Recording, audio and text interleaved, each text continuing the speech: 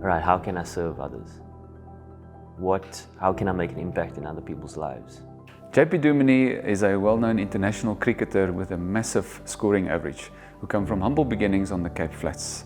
Let's go find out how JP transitioned from international fame to humble servanthood. JP, we're going to start with humility. And that's your most favorite topic. So let's start there and see where it goes. So, if we look at what people said about your life, I pick up the words fastest and best and first, and who knows what else. So I've also learned that if people keep telling you that you are great, eventually you're going to believe it. And I want to hear from you, what do you say to yourself in the morning? And especially when you were at the top of your career. What did you say to yourself in the morning when you wake up? What do you say to yourself to keep yourself humble? So that has changed over the years, I guess. As one matures, as one gains different perspectives on life. And, you know, when you think about one's career, you think about what defines that career and what people say can sometimes define you. And as I said, that has changed over the years when you get a deeper understanding of who you are.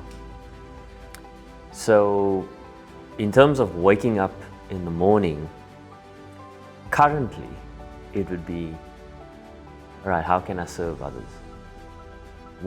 How can I make an impact in other people's lives? Now, when it comes to my career and possibly at the peak of my career, there was definitely a hint of, right, what do I need to do to be the best that I can be today? And there's potentially a selfish thought there. But in terms of the humility and what brought humility consistently to me, I think was very much my inner circle of people. And having consistent conversations with people around where I'm at, what I'm doing, who I am, and that brought a sense of consistent humility throughout my career. I do believe, though, that I had this ability to be able, particularly now, I'm talking career, I had this ability to be able to not necessarily speak about if there was a selfish thought or selfish ambition, but more just sort of internally processing that and trying to externally then still look to try and serve people. And I think that has somewhat matured as I've gotten older, where there's a consistent thought about others. And there's still times that you battle with that, because we live in a society today that is self-serving and self-seeking. What can I get out of this? And you know, the flesh wants what the flesh wants sometimes, and you constantly having this battle. So that's why the old cliche of having a great support structure is so important, I believe. Having good people around you, good mentors, counselors, people that encourage you, but also a safe space for you to speak honestly and transparently with people, and they can speak with honestly with you as well. And I've had that in my life, fortunately, consistently throughout my career, and now today, that people feel comfortable to share what they see, what they think, and it's important for me then to internalize that and process that and possibly even discern that.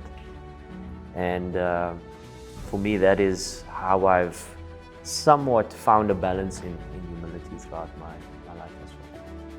It's all about the people around you, and be open to hear from them when they speak to you about the things that's most important, right? Correct. And what I hear you say is that's one of the pillars that you leaned on to remain at a certain level of humility. Correct. So then means if you do not have that, it's by far more difficult to remain humble, right?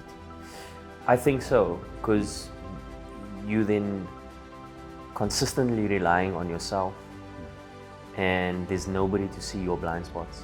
And in my opinion, at least, I don't care who you are, we don't have the ability to see everything, and we need people around us to identify certain things that we can't see.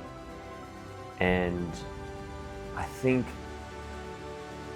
where we come up short in society is that we sometimes teach that it's all about us. What can I gain? And I believe that's where we get it wrong. So that's why I say it's important to have good people around you. But then again, in saying that, we can create people around us that can only say what we want to hear. So that's also something that we can create for ourselves, and we can then tell people that we got a good support structure around us, but yet they're not necessarily telling you the truth. They're telling you what you want to hear because, I guess as an example, they benefit out of the relationship. So I guess it's also being aware of that, and it's all good and well having people that encourage you, and I would want to encourage that consistently, but there needs to be people that can do both, and that's important.